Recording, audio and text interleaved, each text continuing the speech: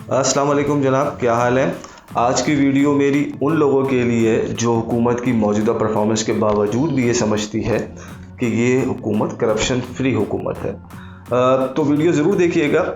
चलते हैं वीडियो की तरफ। मैं हूं Mohammad Ali and you are watching scoops caster. जैसा कि हम सब जानते हैं कि बीआरटी पेशावर पीटीआई गवर्नमेंट का फ्लैगशिप प्रोजेक्ट है। 2017 के अंदर इसको स्टार्ट किया गया। 41 बिलियन रुपीस की इनिशियल कॉस्ट थी इसकी, जो कि 2000 बढ़ते बढ़ते जब तक ये प्रोजेक्ट ऑपरेशनल हुआ 71 बिलियन की हो गई। 2019 के अंदर इस हवाले से इंक्वायरी भी की गई कि कॉस्ट बढ़ क्यों रही है, तो भी ये पता चला, कंफर्म हुई ये बात कि तकरीबन 7 अरब रुपए के डिफरेंट कंस्ट्रक्शन कॉन्ट्रैक्ट्स के अंदर जो है वो 7 अरब रुपए की किकबैक्स लिए गए। तो मेरी स्टोरी भी इसी हवाले से है, इसके अंदर मज़ीद करप्शन के हवाले से है। वो स्टोरी मैंने इन्वेस्टिगेशन इस हवाले से करना उस वक्त शुरू करी जब 13 अगस्त 2020 को प्राइम मिनिस्टर इमरान खान साहब ने इस प्रोजेक्ट का इफ्तिताह किया और 17 सितंबर 2020 को, यानी कि ऑलमोस्ट 34 डेज़ के अंदर इसके ऑपरेशन सस्पेंड कर दिया गया, क्योंकि इस 34 दिन के पीरियड के अंदर तकरीबन 4 बसेस जल गई। तो बीइंग अ जर्नलिस्ट एक जो है वो लगा कि इसके अंदर कहीं ना कहीं कोई मसला है, तो इसकी इन्वेस्टिगेशन शुरू करी और काफ़ी शॉकिंग फैक्ट्स इस हवाले से जो है वो मेरे सामने आए हैं। तो सोचा इस हवाले से वीडियो बनाऊं और आपको भी बताऊं, क्योंकि इसके बाद इस लिंक्स इसकी वीडियो के, यानी कि इस करप्शन के जो मैं आपको बताऊंगा फैक्ट्स, इसके ताने बाने जो है वो कराची ग्रीन लाइन और ऑरेंज लाइन के साथ भी जाके मिल रहे हैं। और आपको लगे अगर कि वीडियो जो है वो न्यूज़ वर्दी है तो डू शेयर इट। तो चलते हैं वीडियो की तरफ। तकरीबन बीआरटी पेशावर के हवाले से 388 बसेस को जो है वो आना था, लेकिन इनिशियली 155 बसेस का जो है वो कॉन्ट्रैक्ट अवार्ड किया गया, जिसमें से 65 के करीब जो है वो थी 18 मीटर लॉन्ग बसेस थी, electric hybrid buses, diesel electric hybrid buses 18 metre की, और इसी तरीके से 12 मीटर की बसेस थी जो तकरीबन 95 बनती है। इस हवाले से जब टेंडर मांगे गए तो 3 से 4 कंपनी इसमें आई, जिसके अंदर जो है 2 कंपनीज जो एक्सपीरियंस कंपनीज़ हैं, एक है यूटॉन और एक है फोटोन, जो एक्सपर्टीज़ रखती हैं 18 मीटर की डीजल इलेक्ट्रिक हाइब्रिड बसेस बनाने की, और इनकी बसेस जो है वो चाइना के मुख्तलिफ शहरों में इस वक्त ऑपरेशनल है। और इसके साथ साथ 2 कंपनीज ऐसी हैं जो इनएक्सपीरियंस थी, जिसमें से एक थी गोल्डन ड्रैगन और एक थी जोंगटोंग। इन 4 कंपनीज़ ने इसके अंदर बिड किया, और उसके बाद जो हैरत अंगेज़ तौर पे जिसको ये कॉन्ट्रैक्ट अवार्ड किया गया वो थे गोल्डन ड्रैगन कंपनी, जो कि सिर्फ डीजल बसेस बनाती थी।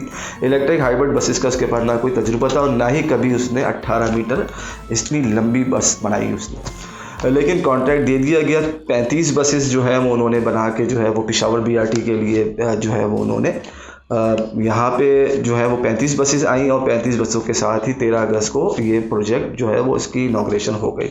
और 34 दिन के अंदर आपको पता है कि क्या हुआ, 4 बसेस का जो है ये हादसा पेश आया और उसके बाद ये सस्पेंड हो गया। और जब हमने इन्वेस्टिगेशन करी तो हमें पता चला कि इन 34 दिनों के अंदर तकरीबन 1700 इंसिडेंट्स हुए हैं छोटे बड़े, जिसके बाद बसेस जो हैं वर्कशॉप गई हैं और फिर उनका टेक्निकल फॉल्ट जो है वो दूर किया गया और फिर वापस आई हैं। और जो ऑपरेटर है बीआरटी पेशावर बस का, उसने अपनी रिपोर्ट के अंदर इनका जो है वो हवाला भी दिया गया। उसने अपनी रिपोर्ट में ये कहा कि मुतअद्दिद बार जो है वो इसके डोर्स जो है उसकी मेल फंक्शनिंग सामने आई है। इसके साथ साथ जो है एक्सीलेटर के, एयर कंडीशन के, बोर्डिंग ब्रिज के, रेडिएटर पाइप जो है बस्ट हो गए, हाई वोल्टेज का इशू रहा, बसेस जली इस वजह से, बैटरी के इशूज़ रहे और पैनल और स्विचेस के भी इशूज़ आते रहे 34 दिनों के अंदर। और हालिया जो है वो अभी दोबारा से इसका ऑपरेशन रिज्यूम हुआ है और उसने कहा है कि वो सारे फॉल्ट उसने दूर कर दिए हैं। लेकिन सवाल ये उठता है कि आपकी रिक्वायरमेंट जो थी टेंडर की वो ये थी कि ऐसी कंपनी जो कि 3 साल से प्रोडक्शन कर रही हो वो ही टेंडर सबमिट कर सकती है, और अगर इतना एक्सपीरियंस नहीं है तो कम से कम उसने 75 बसेस मुख्तलिफ जगहों के ऊपर सोल्ड की हों ये यूनिट्स। लेकिन गोल्डन ड्रैगन कंपनी, जिसको ये कॉन्ट्रैक्ट तकरीबन 5.4 बिलियन का अवार्ड किया गया, उस कंपनी का इस हवाले से कोई एक्सपीरियंस नहीं था। उसने पहली दफ़ा 35 बसेस बनाई और जो कि पेशावर बीआरटी को दी गई, और नतीजा आपके सामने है। इन्वेस्टिगेशन के दौरान जो शॉकिंग फैक्ट्स मेरे सामने आए वो मैं आपसे शेयर करता हूँ। जो टेंडर की रिक्वायरमेंट थी 12 मीटर और 18 मीटर की इन बसेस के हवाले से, वो थी कि इनके अंदर जो है वो डोर्स जो लगेंगे वो स्लाइडिंग प्लग डोर्स लगेंगे, जिनकी मालियत तकरीबन 3600 डॉलर है। लेकिन जो 35 बसेज आई हैं उसके अंदर इन्होंने जो डोर्स लगा दिए हैं वो लीव स्विंग टाइप डोर्स लगा दिए हैं, और वो तकरीबन इसकी कॉस्ट के आधे पड़ते हैं, यानी कि 3600 के अंदर 2 डोर्स लग गए।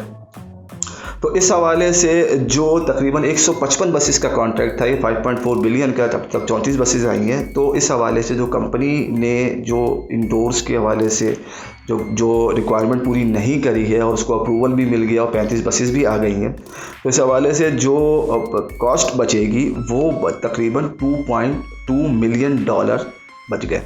किसकी जेब में गए ये आप मुझसे बेहतर जानते हैं, क्योंकि अप्रूवल दे दिया गया इन बसेस का, जबकि जो स्पेसिफिकेशन के मुताबिक नहीं है। और जब ये टोटल ये 12 मीटर की बसेस का बता रहा हूँ मैं आपको कि जो तकरीबन 95 बसेस आएंगी उसके ऊपर 2.2 मिलियन डॉलर की बचत आएगी। बचत क्या कह सकते हैं आप इसको, या ये कि 5.4 बिलियन का तो कॉन्ट्रैक्ट है ये, तो कंपनी को तो इतने ही मिलेंगे, लेकिन जब ये अप्रूव हो गए हैं तो यकीनन किस किस की जेब में जाएंगे ये आप मुझसे बेहतर जानते हैं। इसी तरीके से 18 मीटर की जो बस है उसके अंदर तकरीबन 7 लाख डॉलर जो है वो कंपनी को ये डोर की रिप्लेसमेंट के ऊपर सिर्फ कंपनी ने बचाया।